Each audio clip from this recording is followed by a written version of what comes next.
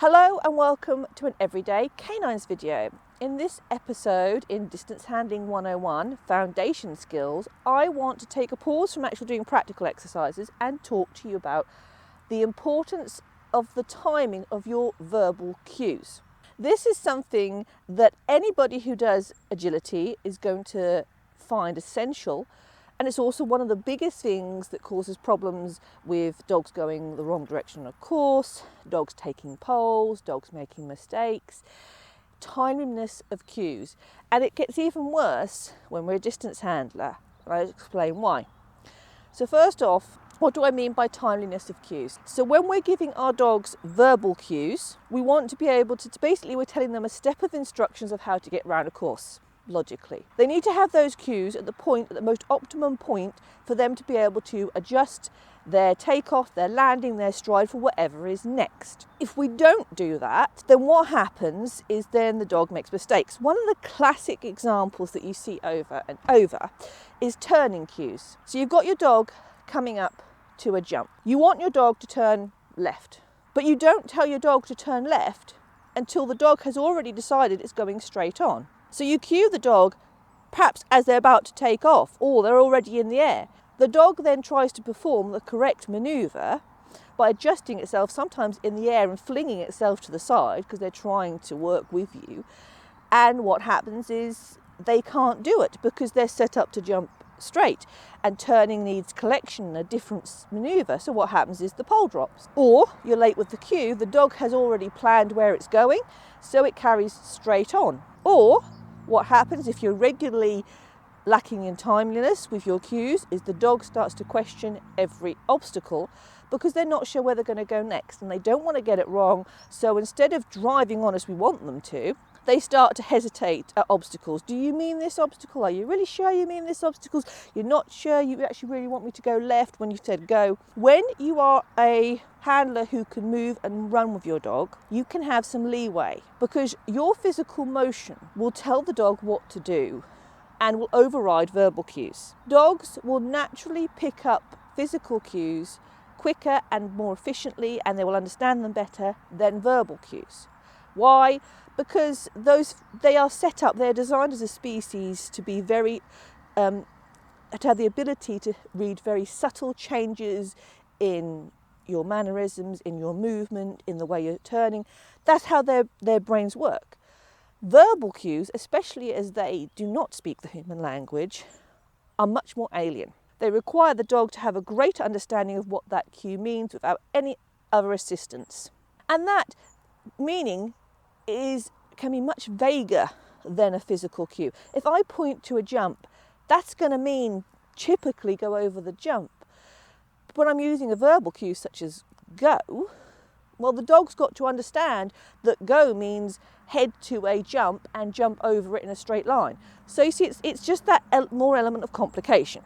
So naturally, dogs will favour physical cues over verbal cues. What happens with most regular handlers is that as they're going around their course, because they're cueing so well with their body and they're shaping the lines with their body, though they're putting in verbal cues, a lot of those verbal cues the dog's not really taking to a level of true understanding because they're watching the handler. The handler's coming to a jump.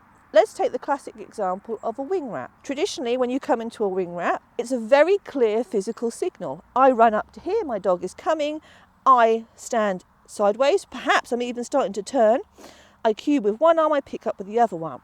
There's loads of physical cues there to tell the dog what it's doing. If I'm just using a verbal cue and I'm not there, then the dog has got to choose to do all that based on what I have told it, which for me would be a left turn, so that would be a loop. And they've got to perform that same behaviour, but all they've got is one word. They haven't got any of the physical cues. So what you see handlers who they cue late verbally.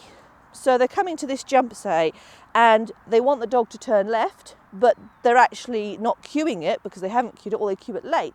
But because their physical motion is telling the dog where they're going next, the dog picks up on that, and so they turn. And it then looks like they've responded to the verbal. What happens when you can't get there, of course, is that now the dog has got to make a choice. And this is where you find out how good your verbal cues are. What you see is that if you can't, people are stepping back, they can't shape that. Now we find out, does my dog actually know what a left is? And you get it all the time. People say, yeah, my dog knows what a left turn is.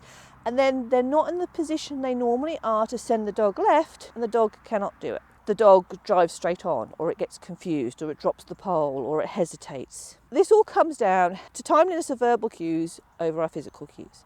Because we are distance handlers, and this is a distance handling course, verbal cues have to take priority over physical cues. But very often they don't. Distance handlers still rely on the physical cues, and our dogs still rely on the physical cues too much. And then what happens is they can't do the things we want to do. They may be able to do things like, for instance, there's a dog walk over there, and I may be able to yell from a distance, go do the dog walk, because that's a very specific and obvious cue, and it means one particular obstacle. So that makes sense to the dog. It's easy for the dog to pick up. But when it comes to more subtle cues, driving on, turning right, turning left, on rear crosses, freddles, round the backs, that's when all falls apart. If the dog hasn't got the handler there to help them, they can't do it. They question, they go the wrong way. So what is the best timing for our cues? Whenever we're doing something, we want our dog to know where it's going, one obstacle ahead of where it's going. Sometimes you'll be even wanting more than that. For instance, if I have a line of jumps and there's a tunnel there, I want my dog to know that it's going into the tunnel, so then I'm going to be going, go on, tunnel. Okay, so I might be cueing the tunnel quite early on. So the dog knows it's got to drive all the way down to the tunnel. In other instances, it's going to be we want one obstacle ahead. So let's look at this setup I've got here, and I'll just go back to the left turn. If I want my dog to take the left turn, they need to know in a timely fashion before they have made the decision to go straight on, or before they have had a chance to question where to go next. So this is your two flip sides of dogs. You'll get the dog that will just drive on and just do stuff and then go, oh, that wasn't what you wanted. And then you've got the other dog that will question, argue and slow down, and they'll go, what do you want? And anytime they're arguing, there is frustration. You'll see it with Swift. Swift is a classic example. She's come from having a lot of physical cues. We're now going to verbal cues. And if you watch her, and now when I'm in my field training, I see it where I'm trying to use all verbal cues and I can see she hesitates and I have to repeat my cue and she'll go on.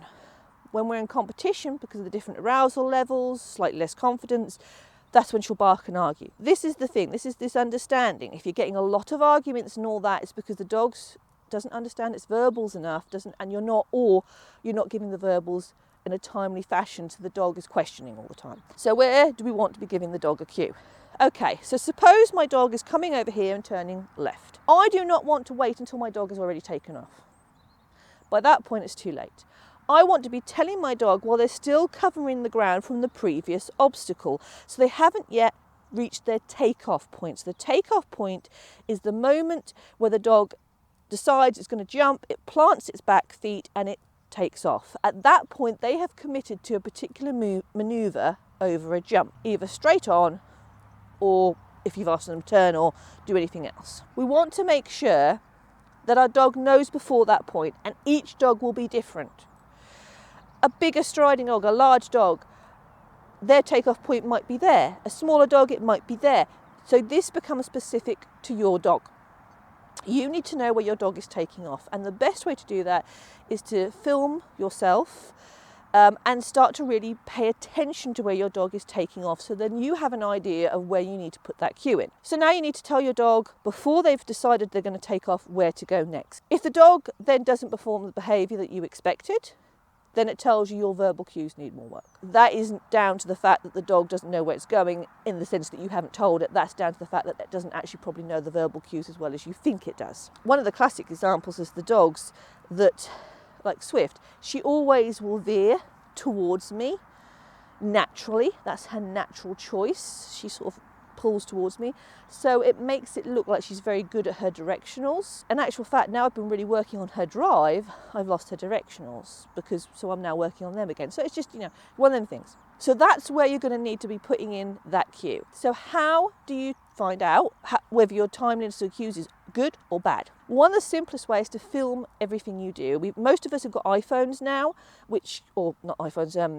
smartphones, which will film, and you can set them up, get a cheap tripod or someone to set it up at training. Make sure you can hear the sounds, your words, and film yourself, and then go back through it carefully and really pay attention. Where was my word? What was my dog doing? This is especially good if you have an exercise and the dog doesn't do what you expected it to do. Then you can ask yourself, where did I cue and was that a factor? So that would be my primary option for figuring out what you do, because that will be your most natural way of doing it. If you don't have a smartphone or you haven't got the opportunity to film yourself, what else you can do is you can get a willing volunteer. And this can help you even if you have got that, because it can help you to get an understanding of what your dog is understanding when you're in a certain scenario. Because a human being who acts as your dummy dog will give you feedback, which a dog cannot. So I'm now going to move on to a practical demonstration to show you what we would do if we had a human volunteer to assist us. So now we're going to try a practical exercise using our willing volunteer. Willing?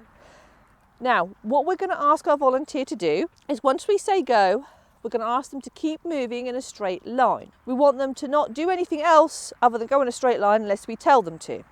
And they're going to react to the cue as we tell it. So, first of all, we need to tell our volunteer what our cues are. So go is going to mean carry on in a straight line over the jump and keep going until you get told to stop, taking no matter how many jumps there is. So this would be just go and they just keep going on. Left turn means you take the jump and you turn left over the jump. And if you then get a left and a go, that means you take the next jump along. Or it could be left and a jump, depending on what words you use. But so if they turn left and you then say go, they should carry on to the next obstacle. And then the other option is right. If I say right, they take the jump and they go turn right, and a go means move on. Now this is a lot tighter than it would be for dogs, because we've obviously got a person doing it and we're not worried about distancing. So I'm going to give him a bit of leeway, and if I tell him to turn right and I haven't said go, if he does take the other jump, that's okay. But we have to bear in mind that if he wants to be particular and pedantic, he could take a very sharp left turn and completely miss that jump. Now your job as the handler is to change the course every time you do this. So whatever you did the last time, you're either going to make it the same or different, and you're going to mix it up for your dog so that they don't know what to expect.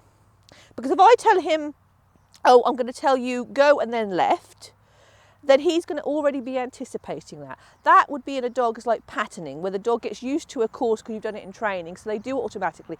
So then you're not actually finding out if your cues have value, because your dog has just got, I know this is what she wants me to do. So every time we're going to mix it up. We may keep it the same just to confuse him, so he doesn't assume that we're going to do something different, or we may do something different. So let's start you back. Can you move? Okay, I'm going to stand here. No physical cues. He doesn't know what the physical cues are. Go. Before we start, yes. do a little clarification. So you say left means... Take the jump and turn left. So turn 90 degrees left or come round jump? So if you said left here, would you mean that? Yes. Then how do I get back? Or you don't? Right, if I wanted you to turn completely round on yourself, it'd be loop, loop. Right. So we're talking 90-degree turns here, basically. Yeah. Right. See, we're already getting what the dog, and this is something I say to people, how does the dog know exactly what a left means? And he just brought that question up. That is exactly what we want. The dog is going to, this is exactly why I say if people have a left cue that means turn left on the flat, and then it also means turn left over a jump, how does your dog know which one is which? Because he doesn't know. If I say left now and it means both of those things, how does he know he's got to turn off that jump or over it without a physical cue to assist? Okay, are you ready? So remember, you don't have to run, you can walk. I'm going to walk. Good. But remember, if I say go, you just keep going. Okay. Go. Good boy. So, that was just said to him go. He got that? Right. I better get a coffee after this. Right, so now I'm going to decide, am I going to do the same or am I going to do different? He doesn't know. Okay. Go left.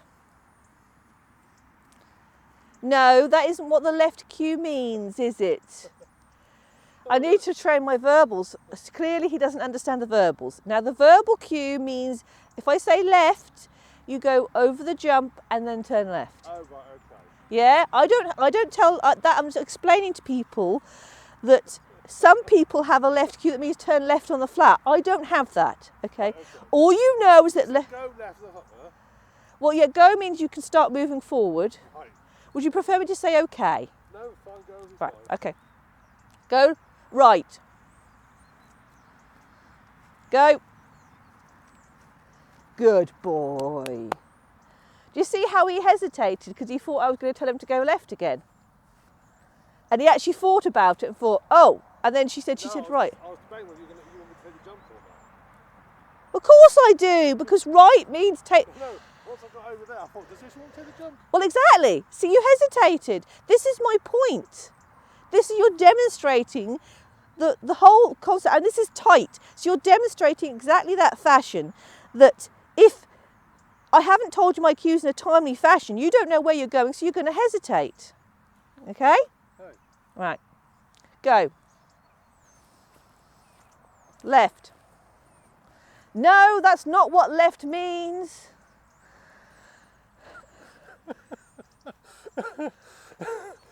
This is why I'm not a collie. Do I need to get the reward ball out? I'll get you a McDonald's and put it out as on the reward line. Throw you a cheeseburger. Yeah.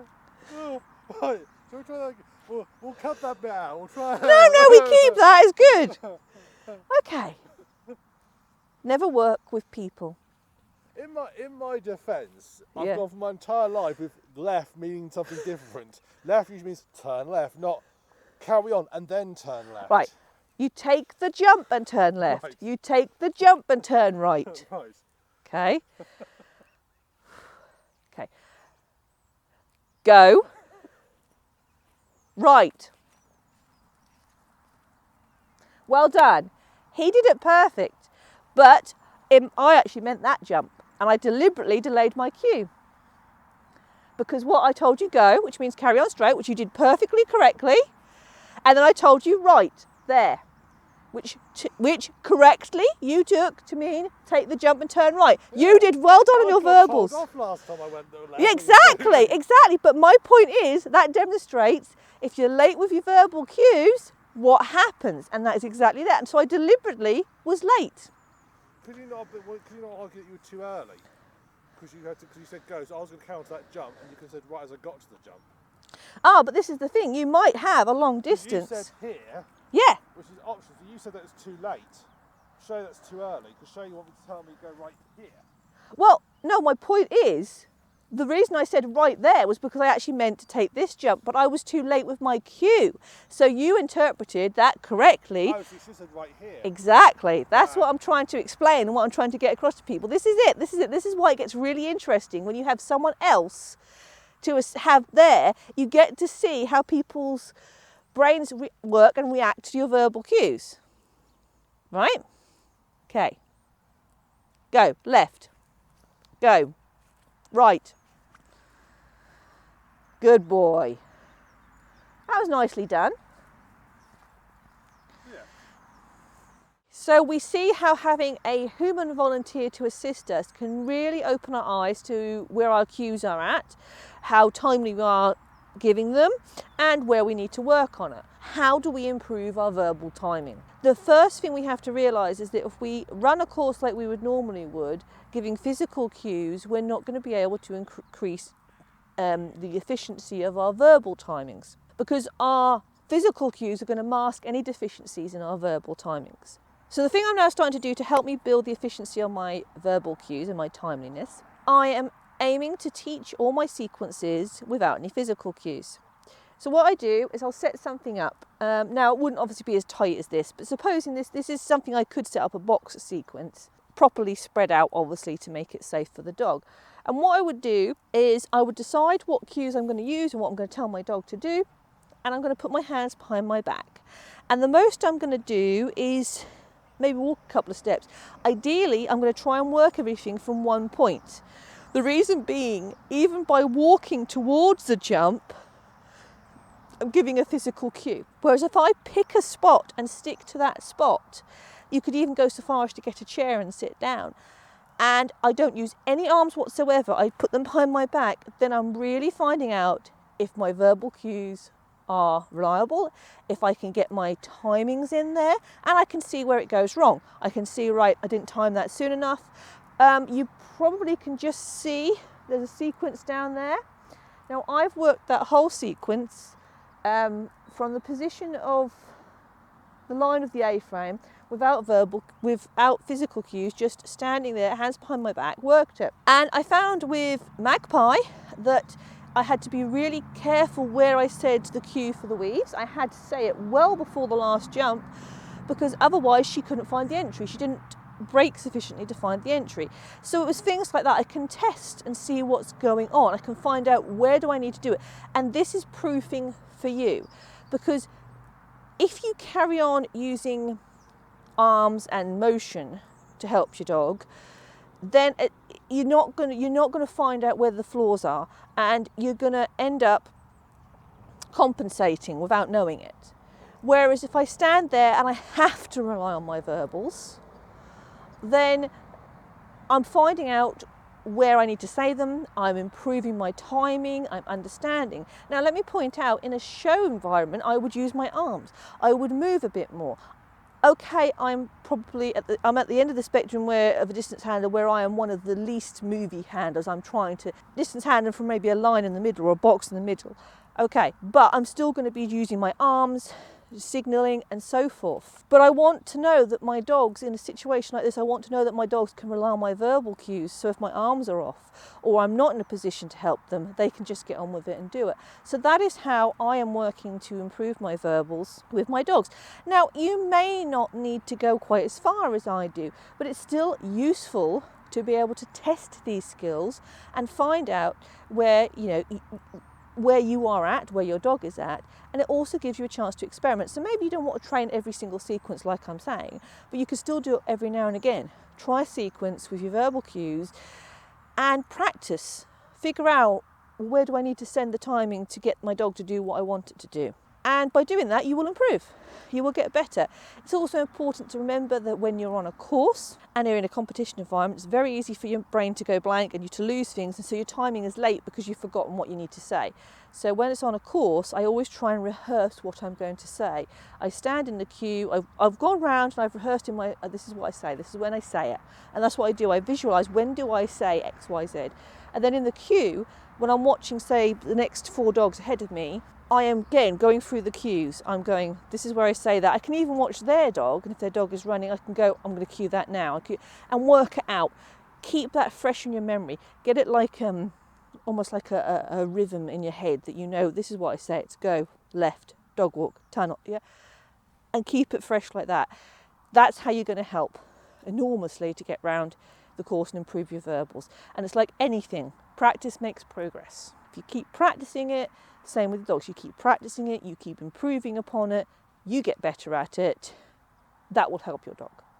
So I hope this has made sense. It's important to understand how verbal cues work and why it's so important, timeliness in distance handling. Before we move on to the next exercises, because I've seen a lot of these foundation exercises with people where just on the foundation exercises, they're not getting the cues in the right place. And that's going to hamper as they progress. So this is something we need to deal with early on before we reach a stage where we really need to rely on those and get those right. I hope you've enjoyed this Everyday Canines video, and if you have, you might like to subscribe to the YouTube channel. And don't forget, you can click on the notifications button to find out when new videos are out. You can also find us on Facebook and Instagram, and we do have a website, www.everydaycanines.com. And I hope to see you all again very, very soon.